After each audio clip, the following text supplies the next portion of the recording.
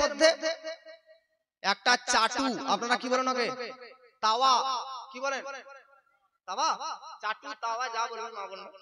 তো চাটু আর তাওয়া গ্যাসের উপরে নিচে আগুন জ্বালিয়ে দিলেন, আর উনুন বা চুলার মধ্যে আগুন জ্বালিয়ে দিলেন। উপরে চাটু বা তাওয়া, এর উপরে রুটি একটু বিলিয়ে, রুটিটা বেলুনের মধ্যে বিলিয়ে তাকে আপনি তাওয়ার উপরে রেখে দিলেন। বলেন রুটি এভাবে তৈরি করেন কি করেন না? আরে হ্যাঁ না বলেন না, একটা জোরে বলবেন। বাহ! আজকে পর্যন্ত রুটি আগুনের উপর তাওয়া, তাওয়ার উপর রুটি, তারপর রুটি ফুলে রুটি তৈরি হয়। কালকে গিয়ে আপনার মাকে বলবেন বা আপনার স্ত্রীকে বলবেন বা আপনার মেয়েকে বলবেন যে আজকে আর তাওয়া নিতে হবে না রে মা, আজকে আর তাওয়া নিতে হবে না, আজকে আর চাটু নেওয়ার প্রয়োজন নাই মা, আজকে এক কাজ করো, রুটিটা সরাসরি ডাইরেক্টলি চুলহাতে আগুনে ভরে আসো। বলুন রুটি তৈরি হবে না পুড়ে ছাই হয়ে যাবে? কি হবে গো? বাহ! তাহলে ডাইরেক্টলি সরাসরি আগুনে রুটি যদি রেখে দেওয়া হয় রুটি পুড়ে যাবে। ডাইরেক্টলি গ্যাসের আগুনে যদি রুটিকে রেখে দেওয়া হয় তাহলে রুটি পুড়ে যাবে। সেই রুটি তাওয়া যদি বিচে মিডিলে মধ্য জায়গাতে রেখে দিন তাহলে কিন্তু আর রুটি পুড়বে না, রুটি কিন্তু তৈরি কয়েক সেকেন্ডের মধ্যে হয়ে যাবে। কি বুঝা গেল? রুটির যতটা ক্ষমতা তার চাইতে কোটি গুণে ক্ষমতা হচ্ছে তাওয়া বা চাটুর। তার কারণ হচ্ছে রুটি ডাইরেক্টলি আগুনের সঙ্গে যুদ্ধ করার ক্ষমতা রাখে না, সরাসরি আগুন থেকে নিজেকে তৈরি করতে পারবে না, কারণ সে ক্ষমতা রুটির মধ্যে নেই। রুটি তো দুর্বল, রুটি তো কমজোর, কিন্তু তাওয়া বা চাটু শক্তিশালী, ক্ষমতাবান, পাওয়ারফুল, যে নিচ থেকে আগুনের উত্তাপ নিচ্ছে আর ওপরের রুটিকে ফুলিয়ে তৈরি করতেছে। জগৎবাসী ঠিক সেই রকম বান্দার মতন হচ্ছে রুটি। রুটি যেমন আমরা মানুষ বান্দারা হচ্ছে তেমন, তব রুটি যেমন দুর্বল কমজোর, ডাইরেক্টলি আগুন থেকে তৈরি হতে পারবে না, ডাইরেক্টলি আগুন থেকে নিজেকে তৈরি করতে পারবে না। ঠিক সেই রকম ये বান্দার মানুষ মানব জাতিরাও দুর্বল, সরাসরি আল্লাহর কাছ থেকে হেদায়েত নিতে পারবে না, সরাসরি আল্লাহর কাছ থেকে শিক্ষা নিতে পারবে না, দীক্ষা নিতে পারবে না, এডুকেশন নিতে পারবে না। তার কারণ হচ্ছে এটাই, হযরতে মুসা আলাইহিস সালাম ব্রাদার আল্লাহ পাককে বলল যে আল্লাহ আমি তোমাকে দর্শন করতে চাই, তোমার কাছ থেকে সরাসরি আজকে তোমাকে দেখে তোমার কাছ থেকে কথা শুনতে চাই, তোমার কাছ থেকে বার্তা নিতে চাই। তো হযরতে মুসা নবীকে আল্লাহ পাক বলতেছে মুসা যাও যাও যাও যাও যাও যাও 40 দিন 40টি রোজা রেখে আসো। হযরতে মুসা আলাইহিস সালাম 40টি রোজা রাখলেন, রাখার পর আল্লাহ পাককে বলল আল্লাহ এবার তোমার সঙ্গে ডাইরেক্টলি কথা বলবো, সরাসরি কথা বলবো, সরাসরি সরাসরি ডাইরেক্টলি কথা বলবো, ফেস টু ফেস কথা বলবো। আল্লাহু আকবার। হযরতে মুসা নবী 40 দিন পর ব্রাদার এগিয়ে আসে, আল্লাহ পাক বলে তুর পাহাড়ের মধ্যে যাও, তুর পর্বতের মধ্যে যাও। হযরতে মুসা নবী আল্লাহর বার্তা শুনে তুর পর্বতের মধ্যে যায়। আল্লাহ পাক তার নিজস্ব নূরের এক ঝলক, এক পলক, এক ছিটা তুর পাহাড়ের উপর নিক্ষেপ করে, তো গোটা তুর পাহাড় পুড়ে চূর্ণ বিচূর্ণ হয়ে যায়। সেই নূরকে পাহাড় সহ্য করতে পারেনি। তো জগৎবাসী আল্লাহর নূর থেকে এক পলক নূর যদি তুর পাহাড় ব্রাদার সহ্য না করতে পেরে ভেঙে চূর্ণ বিচূর্ণ হয়ে যায়, তাহলে আমরা বান্দা কিভাবে আল্লাহকে ডাইরেক্টলি দেখে শুনে আজকে হেদায়েত নিতে পারবো? সহ্য করতে পারবো না, আজকে ব্রাদার টিকতে পারবো না, সহ্য করতে পারবো না। তাই আমরা কি করি? রুটিকে তৈরি করতে গেলে মিডিলে তাওয়াকে রাখি, চাটুকে রাখি, কারণ তাওয়ার ক্ষমতা আছে আগুনকে টাচ করা, তাওয়ার পাওয়ার আছে আগুনকে স্পর্শ করা, চাটুর ক্ষমতা আছে আগুনের সঙ্গে আজকে লড়াই করে উত্তাপ নেওয়া। ঠিক প্রত্যেকটা নবী তাওয়ার ন্যায়, চাতুর ন্যায় ক্ষমতাবান, যে সরাসরি প্রত্যেকটা নবী আল্লাহর কাছ থেকে হেদায়েত নিবে আর বান্দা উম্মতের কাছ পর্যন্ত পৌঁছে দিবে। সুবহানাল্লাহ সুবহানাল্লাহ সুবহানাল্লাহ। नारे तकबीर, नारे रिसालत, या रसूल अल्लाह, जिसने ईद मिलादुन नबी जिंदाबाद, नारे तकबीर, अल्लाहू अकबर, बाबा जी, नारे रिसालत, या रसूल अल्लाह। প্রত্যেকটি নবী আল্লাহর কাছ থেকে হেদায়াত ওহী বার্তা নিয়ে এসে এই উম্মতের কাছে পৌঁছেছেন। এখন বলেন তো, রুটি আর তাওয়া দুটোই কি সমান? জোরে বলেন। রুটি যদি এরকম করে নিক্ষেপ করে দিন দূর থেকে, তাহলে রুটি ছিঁড়ে যাবে, ভেঙে যাবে, এদিক ওদিক হয়ে যাবে। কিন্তু তাওয়াকে যদি ফেলে দেন, তাওয়া ভাঙবে না। কেন? কারণ তাওয়া ক্ষমতাবান, শক্তিশালী। আরে তাওয়া তো এতটা ক্ষমতা যে আগুনের সঙ্গেও লড়াই করার ক্ষমতা রাখে। আর রুটি তোমার কি ক্ষমতা আছে? তুমি তো আগুনেরই আজকে তাপ দূরের কথা, তাওয়ার উপর বেশিক্ষণ বেশি টাইম নিলেই তো তুমি পুড়ে যাবে। আরে রুটি ডাইরেক্টলি তো আগুন দূরের কথা, যদি একটু বেশি টাইম নিয়ে তাওয়ার উপরে রাখেন তো রুটিটা পুড়ে যাবে, আগুন তো দূরের কথা। তো বাবাজি কি বুঝলেন? তাওয়া আর রুটি দুটোর শক্তি কিন্তু এক নয়, দুটোর ক্ষমতা কিন্তু এক নয়। ঠিক উম্মত আর নবী দুটোর শক্তি এক নয়, দুটোর ক্ষমতা এক নয়। যেমন রুটি আর তাওয়া কখনোই সমান নয়, এক নয়, তেমন উম্মত আর নবী এক নয়। নবী নবীর মতন আর উম্মত উম্মতের মতন। জোরে বলেন সুবহানাল্লাহ, সুবহানাল্লাহ। এইজন্য নবীর মতন কোন উম্মত হতে পারে? জোরে বলেন। এইজন্য নবীর মতন কোন উম্মত হতে পারে? মহব্বতে বলেন হতে পারে। এইজন্য কই বলতেছে, এই বিশ্ব জগৎ ঘুরে যারি জোড়া পাবে না, আমার নবীর মতো আরে নবী হবে না। জোরে বলেন। আমার নবীর মতো আরে নবী হবে না। এই বিশ্ব জগৎ ঘুরে যার জোড়া পাবে না, আমার নবীর মতো আর নবী হবে না। আঙুলের ইশারাতে চাঁদি হয় দ্বিখণ্ডিত, ডুবা সূর্য আবার উঠে, নবীর মর্যাদা কত। জোরে বলেন। আঙুলের ইশারাতে চাঁদি হয় দ্বিখণ্ডিত, ডোবা সূর্য আবার উঠে, নবীর মর্যাদা কত। ডোবা সূর্য আবার উঠে, নবীর মর্যাদা কত। আল্লাহুম্মা সাল্লি আলা সাইয়্যিদিনা মাওলানা মুহাম্মদ ওয়া আলি সাইয়্যিদিনা মাওলানা মুহাম্মদ সাল্লাল্লাহু তাআলা আলাইহি ওয়াসাল্লাম। বাবাজি, তাহলে আমরা একটা জিনিস বুঝলাম, পৃথিবীর মধ্যে নবীগণরা এসেছে শিক্ষা দেওয়ার জন্য। জোরে বলেন কিসের জন্য? শিক্ষা দেওয়ার।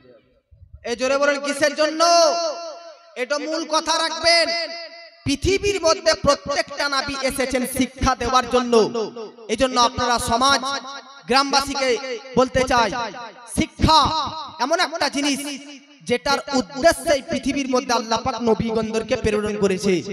আর আল্লাহর নবীর ওপর কুরআন অবতীর্ণ হয়েছে। সর্বপ্রথম যে আয়াতটি অবতীর্ণ হয়েছে, নাজিল হয়েছে শিক্ষা সংক্রান্তে, শিক্ষা সম্পর্কে, শিক্ষার বিষয়ে। সেটা কি, কোন আয়াত? সেটা হচ্ছে সূরা আল আলাকের 1 নম্বর আয়াত, ইকরা বিসমি রাব্বিকাল্লাযী খালাক। সুবহানাল্লাহ। এজন্য শিক্ষা সম্পর্কেও সর্বপ্রথম কুরআনের আয়াত অবতীর্ণ হয়েছে। আর শিক্ষাকে কেন্দ্র করে আল্লাহ পাক পৃথিবীর মধ্যে নবীগণদেরকেও পাঠিয়েছেন। জোরে বলে।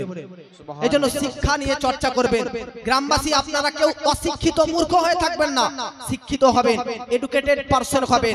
বাংলা, ইংরেজি, ভূগোল, ইতিহাস সব দিক দিয়ে জ্ঞানী হবেন, শিক্ষিত হবেন। এবং তার পাশাপাশি ইসলামিক জ্ঞানও শিক্ষিত হবেন, ইসলামিক জ্ঞানও পণ্ডিত হবেন। আজকে আমাদের সমাজের মধ্যে শিক্ষাটা কম, দীক্ষাটা কম, এডুকেশনটা কম, তালিমটা কম। তার জন্য আমাদের সুন্নিয়াত, তার জন্য আমরা মুসলমানরা পিছিয়ে রয়ে গেছি। কিন্তু বেধর্মীদের মধ্যে দেখুন, বেধর্মীদের মধ্যে দেখুন, বেশিরভাগ বেধর্মীরা বড় বড় মাস্টার, ডক্টর, ইঞ্জিনিয়ার, নেতা, মন্ত্রী, ব্যারিস্টার, সব বড় বড় উকিল হয়ে বসে আছে, জজ হয়ে বসে আছে। কিন্তু মুসলমানদের কাছে জজের সংখ্যা কম, উকিলের সংখ্যা কম, মাস্টারের সংখ্যা কম, ডাক্তারের সংখ্যা কম। আজকে মুআজ্জাজ সামাইনে কেরাম, মুসলমানদের মধ্যে শিক্ষিত কম, কিন্তু গাঁজাখোর বেশি, মদখোর বেশি, হিরোইনখোর বেশি, ড্রাগসখোর বেশি, নেশাগ্রস্ত ছেলেরা বেশি। কথা ঠিক না ভুল? এজন্য জগৎ আপনাদেরকে বলতে চাই, শিক্ষিত হবার চেষ্টা করুন। প্রত্যেকটি পিতা মাতার দায়িত্ব শুধু এটা নয় যে সন্তানকে জন্ম দিলেন, না, সন্তানকে জন্ম দেওয়ার পর কিছু আপনার উপর দায়িত্ব আছে। সেটা কি? এক নম্বরে হচ্ছে সন্তানকে শিক্ষার দিক দিয়ে আবেগ তৈরি করা, সন্তানকে ছেলে মেয়েকে শিক্ষার জন্য আজকে মুআজ্জাজ সামানে কেরাম স্কুলে পাঠানো, মক্তবে পাঠানো, মাদ্রাসাতে পাঠানো, সন্তানকে অশিক্ষিত মূর্খদের কাছে থেকে দূরে রাখা, সন্তানকে নিজের ছেলে মেয়েকে শিক্ষা নিয়ে চর্চা করা, এটা প্রত্যেকটি বাপ মার জন্য হচ্ছে সবচাইতে প্রধান দায়িত্ব। সুবহানাল্লাহ। এজন্য আজকের এই জালসা থেকে মেসেজ আপনাদের মধ্যে আমি অধমের পক্ষ থেকে এক নম্বরে যে মেসেজটা গেল সেটা হচ্ছে শিক্ষা। আমাদের সকলকে শিক্ষিত হতে হবে, কি হবে না? জোরে বলেন, হতে হবে কি হবে না? আর মহব্বতে বলেন, হতে হবে কি হবে না? কারা কারা চান যে সমাজটা শিক্ষিত হয়ে গড়ে উঠুক? হাত তুলেন তো। এডুকেটেড হয়ে উঠুক আমাদের সমাজকে, আমাদের ব্রাদার মিল্লাত ইসলামিয়া পরিবেশকে শিক্ষিত করতে তুলতে হবে, এডুকেটেড বানাতে হবে, তবে আমরা মুসলমান ধাপে ধাপে আগাতে পারবো। জোরে বলুন সুবহানাল্লাহ। বাবাজি, পৃথিবীর মধ্যে ব্রাদার তাহলে প্রত্যেকটা নবী এসেছেন শিক্ষা দেওয়ার জন্য। আপনাদের গ্রামে স্কুল আছে কি নাই? আমি তো গ্রামে ঢুকতেই দেখলাম একটা বিশাল বড় কলেজও তৈরি হয়ে আছে আপনাদের এখানে। তো আপনারা ভালো জানবেন, শিক্ষা যে দেয় শিক্ষাদাতা তাকে বাংলাতে বলা হয় শিক্ষক, আর ইংরেজিতে বলা হয় টিচার বা মাস্টার, ওটাকে আরবিতে বলা হয় মুআল্লিম। তাহলে শিক্ষা যে দিবে, শিক্ষাটা কর্ম, শিক্ষাদাতা মাস্টার বা টিচার, আরবিতে মুআল্লিম। আর শিক্ষা যে গ্রহণ করবে, অর্জন করবে, তাকে বলা হয় ছাত্র, ইংরেজিতে স্টুডেন্ট, আরবিতে বলা হয় মুতাআল্লিম। বলুন, প্রত্যেকটা নবী যদি পৃথিবীর মধ্যে শিক্ষা দেওয়ার জন্য এসেছে, তাহলে প্রত্যেকটা নবী শিক্ষক কি শিক্ষক না? জোরে বলেন, শিক্ষক না শিক্ষক না? প্রত্যেকটা নবী শিক্ষক। খাস এই জন্য আমার আপনার নবীজি সাল্লাল্লাহু তাআলা আলাইহি ওয়াসাল্লাম তিনি নিজেই বলেছেন, ইন্নী বুইস্তু মুআল্লিমান, জগৎবাসী পৃথিবীর মধ্যে আমি নবী মুহাম্মদ প্রেরিত হয়েছি শিক্ষক হয়ে। জোরে বলুন সুবহানাল্লাহ। বাবাজি, মিল্লাত ইসলামিয়া কয়েকটা প্রশ্ন তুলবেন আপনারা, কয়েকটা প্রশ্ন আসতে পারে পৃথিবীর মধ্যে বাবাজি নবীগণ শিক্ষক ব্রাদার, কারণ শিক্ষা দেওয়ার জন্য এসেছে, তাহলে বোঝা গেল তিনারা প্রত্যেককেই শিক্ষক। আর দ্বিতীয়ত হাদিস থেকেও প্রমাণিত, আমার আপনার নবীজি নিজেই বলেছে আমি শিক্ষক হয়ে পৃথিবীর মধ্যে প্রেরিত হয়েছি। কেন এই কথাটা আপনাদের মধ্যে তুলে ধরলাম? বর্তমান সমাজে ব্রাদার ৭৩ প্রকারের মুসলমান বাস করতেছে, ৭৩ রকমের মুসলমান বাস করতেছে। আপনারা কি মনে করতেছেন গোটা পৃথিবীর মধ্যেতে ৫৭টা দেশে মুসলমান বাস করতে থাকে? এই ৫৭টা দেশের মধ্যেতে ব্রাদার মুসলমান বাস করতে থাকে, কিন্তু গোটা পৃথিবীর মধ্যেতে ২০৬টি দেশ রয়েছে। জানেন বাবাজি, গোটা পৃথিবীতে কম বেশি ব্রাদার নে মিল্লাত ইসলামিয়া ৪৩০০টা ধর্মের মানুষ বাস করতে থাকে। বহু ধর্মের মানুষ বাস করে, বহু ধর্মের, তাদের কাউন্টিং হচ্ছে ব্রাদার ৪৩০০টি। গোটা পৃথিবীর মধ্যেতে এক দুটা ধর্মের মানুষ নাই, ৪৩০০টি ধর্মের মানুষ বাস করতে থাকে। বাবাজি, তার মধ্যে একটা ধর্ম হচ্ছে ইসলাম, তার মধ্যে একটা ধার্মিক হচ্ছে মুসলিম। আর এই মুসলিম ধার্মিকদের দেশ হচ্ছে ৫৭টি। ৫৭টি দেশে মুসলমান ধর্মের মানুষ বাস করতে থাকে। বাবাজি, ৪৩০০টা ধর্ম পুরো পৃথিবীর মধ্যেতে বিরাজ করতেছে। বাবাজি, কিন্তু এক নম্বর ধর্মের নাম হচ্ছে মুসলমান ধর্ম, ইসলাম ধর্ম। বাবাজি, এই ইসলাম ধর্মের মধ্যেতে মুসলমানের মধ্যেতে ৭৩টা দল হবে, ৭৩টা গোষ্ঠী হবে, ৭৩টা গ্রুপ হবে। তার মধ্যে একটাই দল হবে জান্নাতি, আর ৭২টা দল হবে জাহান্নামী। হে বাবাজি, ইউটিউবে, ফেসবুকে, ইনস্টাতে, বিভিন্ন জায়গাতে, সোশ্যাল প্ল্যাটফর্মে, সোশ্যাল মিডিয়াতে, ইন্টারনেটে ব্রাদার বক্তারা বক্তব্য রাখে। কেউ বক্তব্য রাখে নাভির উপরে হাত বাঁধতে হবে, কেউ বক্তব্য রাখে নাভির নিচে হাত বাঁধতে হবে, কেউ বক্তব্য রাখে রাফুল ইয়াদাইন করতে হবে, কেউ বক্তব্য রাখে রাফুল ইদাইন করা যাবে না, কেউ বক্তব্য রাখে ইমামের পেছনে আমিন জোরে বলতে হবে, কেউ বক্তব্য রাখে আমিন আস্তে বলতে হবে। বাবাজি, কেউ নবী নবীকে নূর বলে, কেউ নবীকে মাটির বলে, কেউ নবীকে নিজের মতন বলে, কেউ নবীকে ব্রাদার মিল্লাত ইসলামিয়া আজকে অক্ষমতাবান বলে, বলে ব্রাদার ক্ষমতাহীন ব্যক্তি নবী, কেউ নবীকে বড় ভাইয়ের মতন বলে। বাবাজি সব কথা কিন্তু বক্তারাই বলতেছে, বক্তারাই সব বক্তারাই কিন্তু বলতেছে।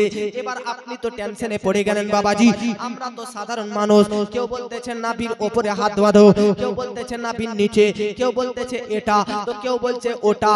আপনারা আর কিছু পারলেন না, শেষ প্রান্তে আপনাদের বলে দিলেন ব্রাদার যে দেশটাকে এই দুনিয়াটাকে মৌলবীরাই ধ্বংস করছে। নাউজুবিল্লাহ বলেন। নাউজুবিল্লাহ। বিভিন্ন বক্তা বিভিন্ন রকম বলতেছো, তার জন্য আপনি বলছেন আপনি আর কিছু বুঝতে পারলেন না, নি শেষ মানে বললেন এই দেশটাকে সব মৌলবীরাই ধ্বংস করে দিচ্ছে। ও বলছে এয়া, ই বলছে ইয়া, ই বলছে জায়েজ, ই বলছে না জায়েজ, ই বলছে হারাম, তো বলছে বেদাত। একটা আপনাদের কি মনে হচ্ছে যে যদি একটাই সব বলতো, সবার ঐক্য একটা বিষয়ে থাকতো, সবাই একটা বিষয়ের প্রতি ইত্তেফাক থাকতো, তাহলে ভালো হতো নাকি? কিন্তু সবার মধ্যে ঐক্য নাই। আজকে কিছু মাস্টার খাস করে বলে তারা তার ইসলাম সম্বন্ধে পড়ালেখা করেনি, তারা পড়েছে ইতিহাস, ভূগোল আর ইংরেজি আর বাংলা নিয়ে। তারা বেশি প্রশ্ন করে যে মুসলমানরা খালি দলাদলি, ও দেওবন্দ, ও ওয়াহাবি, ও সুন্নি, ও ফরাজি, ও তাবলিগি, ও জামাতি। তো আপনাকে বলতে চাই মাস্টার মশাই, এটা আপনি আপনার গ্রামের মুফতি মানজার আলেমকে দোষ দিয়েন না যে মুফতি সাহেব আপনি দলাদলি কেন করতেছেন। আপনার যদি প্রশ্ন করার হয় তো নবীকে প্রশ্ন করুন। কেন? কারণ আমার নবী বলেছেন পৃথিবীর মধ্যে মুসলমান জাতির মধ্যে ৭৩টা দল হবে, কুল্লুহুম ফিন্নার, সব যাবে জাহান্নামে ইল্লা মিল্লাতান ওয়াহিদা, একটাই দল যাবে জান্নাতে। তো ভাবুন, নবী নিজেই বলেছে যে মুসলমানের মধ্যে ৭৩টা দল হবে। আচ্ছা বলুন তো, মুসলমান ধর্মের মধ্যে ৭৩টা দল যদি হয় তো ৭৩ রকমের কথা হবে কি হবে না? জোরে বলেন, হবে কি হবে না? ৭৩ রকমের মানুষ মানে ৭৩ রকমের কথা। তাহলে আপনাকে বাছাই করে চলতে হবে, নিজের উস্তাদ নিজের ইমামদেরকে ফলো করতে হবে যে আপনাদের গ্রামের ইমাম কোন মতপথ অবলম্বন করেছে। ৭৩ রকমের যখন দল, হ্যাঁ দলাদলি হওয়া এটা বেশ, এক থাকাটা বেশ নয়, দল তৈরি হওয়াটাই তো ভালো। আরে ভাই, কোন জিনিসের মধ্যে দলাদল নাই? কোন জিনিসের মধ্যে দলাদল নয়? সব জিনিসের মধ্যে দলাদল আছে। শুধু মুসলমান ধর্মের মধ্যে দলাদল তা নয়। আপনি বলবেন মুসলমান মানে সব ঠিক, সব মুসলমানই একই, সব মুসলমানই সমান না। মুসলমান মানে যে সবাই সমান, সবই একই, তা ভুল। মুসলমান মানে জাহান্নামী হতে পারে, আবার মুসলমান মানে জান্নাতি হতে পারে। আচ্ছা বলুন তো, সব মসজিদেই তো নামাজ হয়, সব মসজিদেই তো ইবাদত হয়, আজান হয়, সবই হয়, তাহলে সব মসজিদ সমান কি সমান না?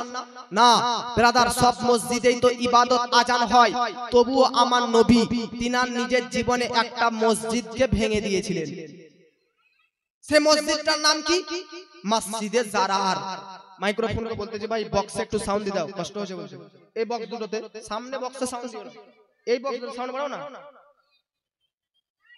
তাহলে মসজিদ যদি সবগুলোই সমান হলো, তাহলে নবী নিজের জীবনে মসজিদ কেন ভাঙলেন?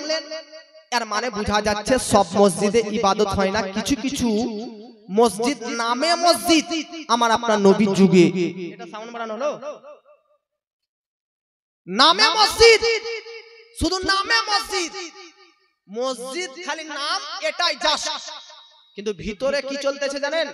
আমার নবীকে কিভাবে হত্যা করব, কিভাবে মুসলমান জাতিকে শেষ করব। ইহুদিরা মসজিদ বানিয়ে তার ভিতরে প্ল্যানিং করছে, চক্রান্ত করতেছে, ষড়যন্ত্র করতেছে। আমার নবী মদিনাতে নিজের বাড়িতে বসে বসে সবকিছু জানতে পেরেছিলেন। জোরে বলে ব্রাদার, তাহলে আপনি একটা কথা ভাবুন, গেটে লেখা আছে মসজিদ, আজকে মসজিদের ছাদ, মসজিদের দেওয়াল সবকিছু ঠিক আছে, মসজিদের মতন দেখতে লাগছে, কিন্তু ভিতরে চক্রান্ত চলছে, ষড়যন্ত্র চলতেছে। ঠিক সেই রকম বর্তমান যুগেও টুপি দেখে, পাঞ্জাবি পাগড়ি জুব্বা দেখেও মুসলমান মনে হচ্ছে বলে একে প্রকৃত সাচ্চা মুসলমান ভাববে না। যেমন মসজিদ তো দেখে মনে হচ্ছিল যে মসজিদ, কিন্তু ভিতরে চলছিল ইসলামকে ধ্বংস করার প্ল্যানিং। ঠিক বর্তমান যুগেও প্রকাশ্যভাবে কেউ কাউকে লাগে যে মুসলমান, কিন্তু ভিতরে হচ্ছে ইহুদিদের দালাল। সুবহানাল্লাহ। কথা বলেন ঠিক না ভুল? আচ্ছা বলেন তো, সব নামাজিরাই কি জান্নাতি? যদি সব নামাজিরাই জান্নাতি হয় তাহলে আল্লাহ পাক কোরআনের মধ্যে সূরা আল মাউন আল্লাহ পাক বলতেছে ফাওয়াইলুল লিল মুসাল্লিন, ফাওয়াইলুল লিল মুসাল্লিন। ওয়াইল নামক এক জাহান্নামের একটা স্তর আছে, শাস্তির এক জায়গা, সেখানে মুসল্লিদেরকে শুধু ওখানে পাঠানো হবে, স্পেশাল শাস্তির জায়গা পাঠানো হবে। কাদেরকে? মুসল্লিদেরকে। এর মানে বোঝা যাচ্ছে সব মুসল্লিরা অন্তর থেকে নামাজ পড়ে না, কেউ কেউ লোক দেখানো নামাজ পড়ে। ওই সমস্ত মুসল্লিদেরকে দেওয়া হবে কোথায়? তো মুসল্লিদের মধ্যে যেমন কোয়ালিটি আছে ভালো মুসল্লি খারাপ, মসজিদের মধ্যে যেমন কোয়ালিটি আছে ভালো মসজিদ খারাপ, ব্রাদার ঠিক সেই রকম মুসলমান জাতির মধ্যেতেও খারাপ ভালো আছে। আর খারাপ ভালো কতটা? ৭৩টার মধ্যে ৭২টা খারাপ, একটা হচ্ছে ভালো। এই জন্য মুসলমান ইউটিউবে, ফেসবুকে, ইনস্টাতে এই ৭৩ রকম ৭৩ দলের ৭৩টা বক্তাই থাকবে, সব রকমের বক্তাই থাকবে। আপনাদেরকে ব্রাদার নে মিল্লাত ইসলামিয়া বলতে চাই, ইমামের সঙ্গে যোগাযোগ করবেন। ইসলাম এতটা সহজ নয়, ইসলাম এতটা সহজ নয় যে ১ ঘন্টা জালসা শুনে সবকিছু বুঝে যাবেন না। ইসলামকে সহজ তো ইনাদের কাছে ১০ বছর পানি করে দিয়েছেন মাদ্রাসাতে পড়ালেখা করে। ইসলাম তো সহজ হবে আপনার ইমাম সাহেবের কাছে, ১২ বছর ধরে বাইরে পড়ে মুফতি পাস করে এসেছে। ইসলাম তো সহজ হবে কারীদের কাছে, ৭ বছর ধরে বাইরে পড়ে এসেছে। আর আপনি আজকে সংসার চালানোর জন্য, চাকরি নেওয়ার জন্য ব্রাদার মাস্টারি করলেন, ডাক্তারি পড়লেন, ইঞ্জিনিয়ারিং করলেন, আর আপনি ইসলামের বিষয়ে একটা বছর করলেন না, ডাক্তার মাস্টার হলেন, আর আপনাকে মনে হচ্ছে সবচাইতে বড় আপনি ইসলাম বুঝেন। কথা ঠিক কিনা ভাই? এই সমস্ত ব্যক্তিকে লাগে এরাই সবচাইতে, সব মাস্টার ডক্টর নয়, কিছু ব্যক্তি আছে। এই জন্য ইসলামকে যারা প্রকৃত পক্ষে বুঝে তিনাদের দল হচ্ছে আলিম ওলামা। সুবহানাল্লাহ। আর মহব্বত বলুন সুবহানাল্লাহ। বাবাজি মিল্লাত ইসলামিয়া বেরাদার, পৃথিবীর মধ্যে বেরাদার বলতেছিলাম, তাহলে বেরাদার নে মিল্লাত ইসলামিয়া মুসলমানদের মধ্যে ৭৩ দল, একটা জান্নাতি বাকি জাহান্নামী। বাবাজি মুসলমানদের দলের মধ্যে ৭৩টা দল, ৭৩ রকমের কথা পরে বেরাদার আপনি বেরাদার কনফিউজ হবেন না। ভালোভাবে ইমামদের মতামত নেবেন, কথা শুনবেন, কোন বক্তার ওয়াজ শোনা যায়, কোন বক্তাকে আনা যায়, এই ব্যাপারে ইমামের সঙ্গে ডিসকাস করবেন। বাবাজি আমি যে কথা আপনাদেরকে বলার জন্য বেরাদার বলতেছিলাম, পৃথিবীর মধ্যে বেরাদার প্রত্যেকটা নবী এসেছেন শিক্ষা দেওয়ার জন্য, শিক্ষা দেওয়ার জন্য। শিক্ষাদাতাকে বলা হয় শিক্ষক, শিক্ষাদাতাকে বলা হয় শিক্ষক, শিক্ষা গ্রহণকারীকে বলা হয় ছাত্র। এতক্ষণ ধরে যে ঘুরালাম আপনাদেরকে ৭৩ রকম, এক রকম যাবে, ৭২ রকম এদিকে যাবে, এত রকমের বক্তা, একলা ঘুরালাম কেন জানেন? এবার বলছি শুনে। বর্তমান যুগের একটা বক্তা, প্রায় বক্তা বলে যে নবী হচ্ছে অশিক্ষিত, আর নবী কোনটা, আলিফ কোনটা, বা কোনটা, তা কোনটা, সা জানতেন না। বলুন নাউজুবিল্লাহ। নবী আনএডুকেটেড, বাংলাদেশের মধ্যে ভাইরাল বক্তারাই বলে। আপনারা যদি বলেন যে মিথ্যা বলছেন, তো আসুন ইউটিউবে বার করে দেখিয়ে দেবো যে বক্তাই বলছে যে নবী মূর্খ। তাহলে ভাবুন, ও বক্তা পাগড়ি টুপি আমাদের মতন পরে স্টেজে ওয়াজ করতেছে আর বলতেছে নবী আলিফ বা তা সা জানতো না, নবী অশিক্ষিত মূর্খ। আমি আপনাদেরকে বলতে চাই, আপনাদের গ্রামে যে কলেজটা আছে, এই কলেজের মধ্যে যে কোনো একটা শিক্ষক, প্রধান শিক্ষক নয়, যে কোনো একটা সাধারণ শিক্ষককে নিয়ে আসবেন। নিয়ে আসার পর আপনি বলেন তো সেই শিক্ষকটা শিক্ষিত হবে না মূর্খ হবে? জোরে বলেন, কি হবে? শিক্ষিত না মূর্খ? শিক্ষিত হবে। তাহলে আপনার সাধারণ একটা সামান্য গ্রামের একটা কলেজে সাধারণ একটা শিক্ষককে যদি শিক্ষিত হয়, মূর্খ না হয় কেন? সে যদি মূর্খ হতো সরকার তাকে চাকরি দিত না, সে শিক্ষক হতে পারত না। তাহলে একটা সামান্য কলেজের শিক্ষক হতে